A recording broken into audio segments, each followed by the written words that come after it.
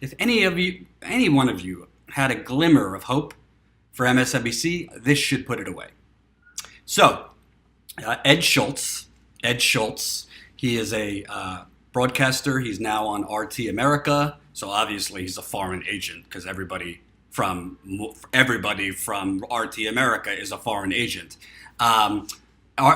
Ed Schultz used to be an anchor at MSNBC. When I worked at MSNBC, he was there. I used to be in the newsroom, and I would hear him on set.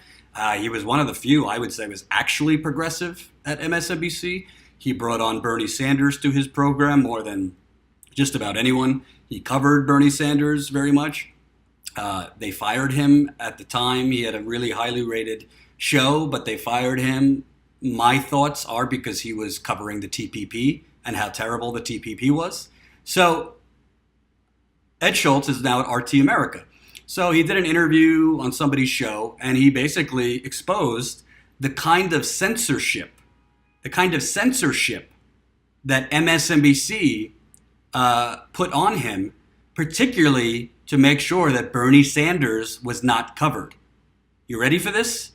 So you could tell your neoliberal auntie or neoliberal uncle who watches Rachel Maddow what MSNBC is really about.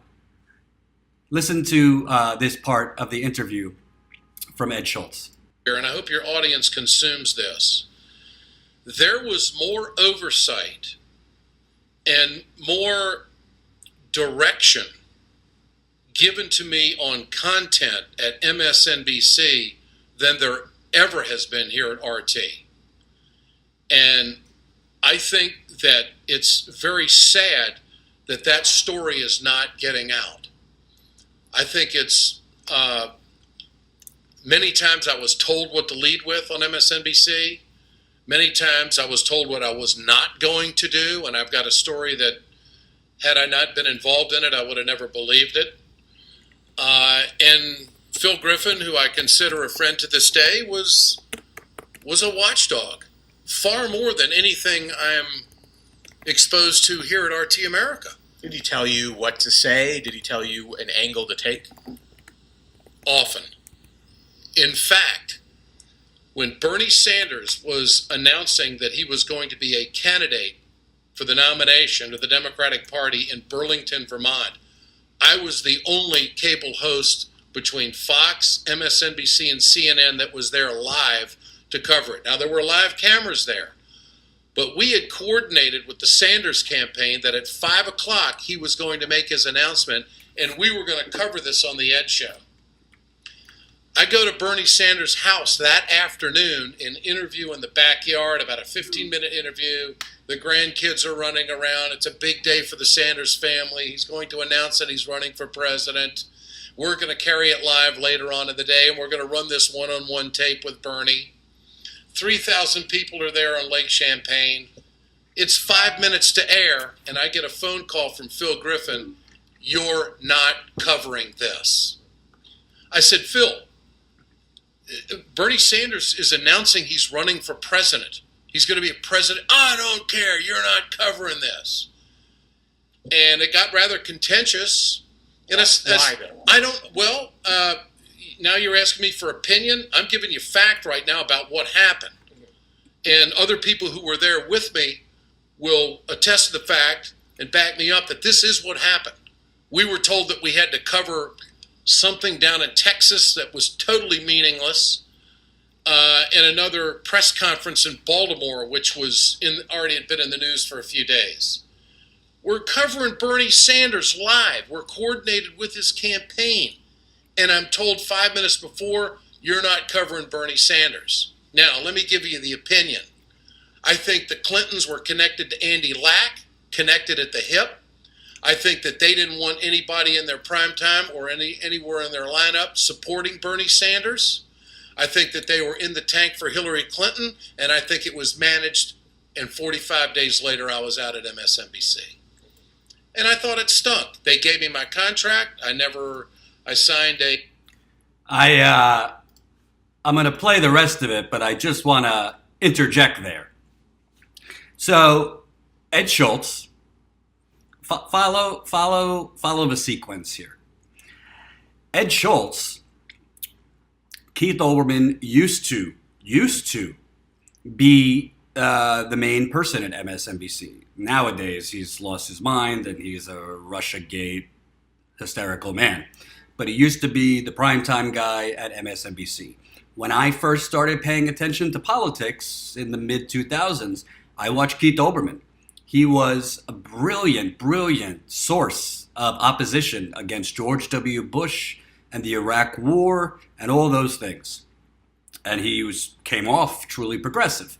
I was, back then, a lot less cynical, and I was a lot more naive than I am now. So when Keith Olbermann left in 2011, they put Lawrence O'Donnell on at 8 o'clock. And just so you know, because I worked in cable news, 8 o'clock is really, really like the prime time real estate in corporate media. You know, that's where you get the high advertising dollars during the commercials and all those things. So they put Lawrence O'Donnell at 8 o'clock, and they put Ed Schultz on at 10 p.m. Lawrence O'Donnell, his ratings weren't so great, so they switched Ed from 10 o'clock to 8 o'clock, and they put Lawrence from 8. They demoted Lawrence to 10 o'clock and put Ed at 8 o'clock. Ed got the best ratings on the network since Keith Olbermann left. Ed Schultz at 8 o'clock. He had much higher ratings than Lawrence O'Donnell did at 8 o'clock. And he was, Ed is a bomb thrower, or he was a bomb thrower. He would go ballistic, and I enjoyed watching him, if I'm being honest. So strangely, even though Ed's ratings were really, really good, for some reason, they moved Ed Schultz out of 8 o'clock primetime and put Chris Hayes in at 8 o'clock. So Chris Hayes was on the weekend. Ed Schultz was at 8 o'clock. Ed Schultz is doing really, really well at 8 o'clock. But for some reason, they put Chris Hayes in at 8 o'clock. And eventually, they put Ed Schultz on at 5 o'clock. Well, why would you do that? Why would you move the person who's getting the highest ratings equal higher prices you could charge your advertisers during commercials. So the higher your ratings, the more you could charge for your advertising. It's not complicated. Why would they move Ed Schultz? Was it because at 8 o'clock he had Bernie Sanders on as a guest too much? Is it because he was a little too pro-union? At 8 o'clock? Remember, NBC used to be owned by General Electric. Now it's owned by Comcast. Comcast has been heavily behind ending net neutrality. That's why you don't really see it covered on NBC that much. Comcast is a mega corporation. They lobby the federal government for all sorts of tax subsidies and deregulation. They're not in the pro-union camp. They're not fond of an anchor saying that NAFTA has been terrible for the United States, or an anchor against the TPP. So all of a sudden, Ed Schultz moves to 5 o'clock, even though his ratings were very, very high. And Chris Hayes, who used to, I would say, when he wrote at The Nation, was fairly progressive, I thought, back in the day. But as my friend Jimmy Dore, who, by the way, I can't thank enough for having me on his show, why would they put a book nerd in at 8 o'clock when you had Ed Schultz, who was doing phenomenally well in the ratings? I think we know why. Because Chris Hayes would basically toe the corporate line. And now Chris Hayes, if you watch him, I don't watch him, is kind of a shell of his former self. But basically the point is, MSNBC is not a progressive news organization. MSNBC is a mouthpiece for the Democratic establishment. When Hillary Clinton lost to an orange orangutan doofus as our president, instead, if you're a progressive organization, maybe you would start to cover the toxic effects of money in politics. Maybe you would start to cover, maybe NAFTA really did do a lot of damage to the United States, particularly the Midwest region. Maybe the TPP is not so good. Maybe we should start having different guests on than, David Korn and Eugene Robinson. And maybe we should try new hosts. We've had Chris Matthews on for 250 years. maybe we should start looking into why did the most experienced, as they said, candidate in American history lose to a game show host. But they didn't do that. MSNBC latched on to the Russiagate stuff. And I've said all along, I have no problem with a criminal investigation into whether Donald Trump's campaign worked with the Russian government to hack emails and distribute them. If he did, that should be investigated. If the Trump campaign and Russia actually did collude, there should be penalty for that. I don't have a problem with that. But I do have a problem with, if you watch Rachel Maddow right now, I don't know what is more deranged, Rachel Maddow today or Glenn Beck back in the day when he had the red phone on Fox News. Remember that? Because Rachel Maddow, watching her right now, I don't think she's drunk. But I think she's lost it. She's lost it. Because when I started watching MSNBC back in the day, I used to love Rachel Maddow because every single other anchor would be starting the program with the same story. And then Rachel Maddow would just start with some random story I've never heard of from Idaho. That's what Rachel Maddow was known for, presenting stuff that other people weren't covering, which is what I'm passionate about. I want to get back in the field to do that. But Rachel Maddow is basically now, literally, she's having a Cold War reenactment live on air. And they criticize Ed Schultz for being on RT America, which, by the way, I've seen better coverage on RT America about the Flint water crisis and the Syrian airstrikes than I do on CNN and MSNBC. So if they're an agent of the Russian government, I don't care. They're doing good news. Are some programs on RT more the Russian government line? Maybe. I don't watch it all day. But the segments I have seen, like Lee Camp, are what U.S. media should be like. So let's play the rest of the Ed Schultz clip. A non-disclosure agreement and also a no bad-mouthing agreement, which I felt good with because I thought that this was over time all going to wash out. And I knew if Bernie Sanders didn't win, he was going to run again because the man is determined. So I was patient and took my money and went on. But the fact of the matter is I think I've got a hell of a story to tell. And when you see how the campaign unfolded, Donna Brazile feeding Hillary Clinton questions at the campaign, the DNC undercutting Bernie Sanders, the super delegates that were organized by Hillary Clinton.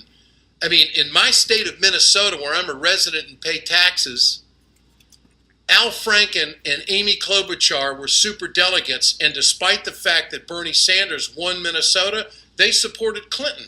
It was the fix was in. The fix was in with the mainstream media. The fix was in with managing the news and shutting down Bernie Sanders. And it wasn't until he started matching the Clintons and raising money that he became, well, we got to cover this guy. But from the start, the Clintons didn't want any competition. They didn't want Bernie Sanders around. They didn't want the Keystone XL pipeline. They didn't want to push her on that issue. They didn't want to push her on free education for all, and they certainly didn't want to push her on the TPP and also universal health care. Those were four main issues that Bernie Sanders, had he not been in the campaign, Hillary Clinton would have never had to address. And so I think the fix was in early on to Deep Six Bernie. To this day, it kind of pisses me off.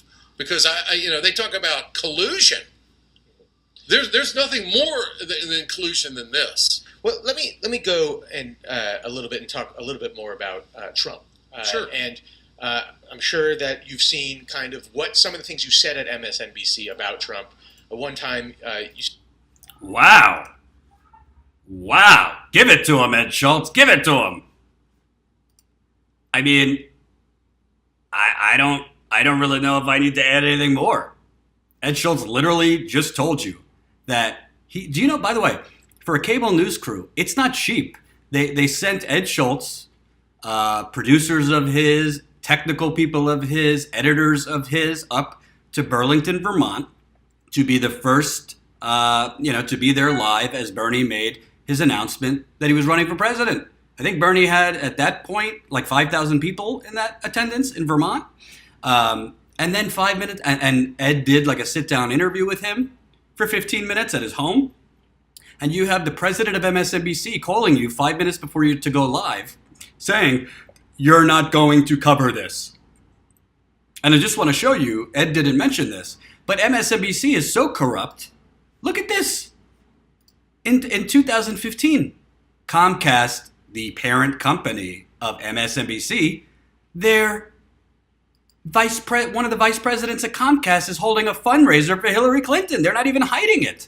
Comcast executive vice president David L. Cohen will host a fundraising event at his home with Hillary Clinton on June 26th. Philadelphia Inquirer obtained a copy of the invitation, which prices tickets at the bargain basement, $2,700 per person. The event will take place from 11:30 to 1:30. I mean, you can't make this shit up. You can't make this up. And I think Ed made such an important point. And full disclosure, I really liked Ed Schultz. I really liked him at MSNBC. I don't even know if I get RT actually here, so I haven't seen him on RT. I encourage you, check him out. I think he's great. But he made the point that you will never hear on Rachel Maddow, that you will never hear on Chris Hayes, that you will never hear on CNN, or in the pages of the New York Times, or frankly on some independent media programs. You want to talk about collusion? The real collusion that affected the election was between the DNC and Hillary Clinton's campaign. The real collusion that affected the election was between the Barack Obama administration and the Hillary Clinton campaign, which WikiLeaks showed. All I gotta say, the real collusion was between the Democratic Party and the Hillary Clinton campaign. I am so sick and tired of hearing about Russian trolls. I did a story yesterday. The Pentagon says Russian trolls have increased 2,000% since the Syria airstrikes. What's the evidence, you ask? We'll tell you later. It's absurd.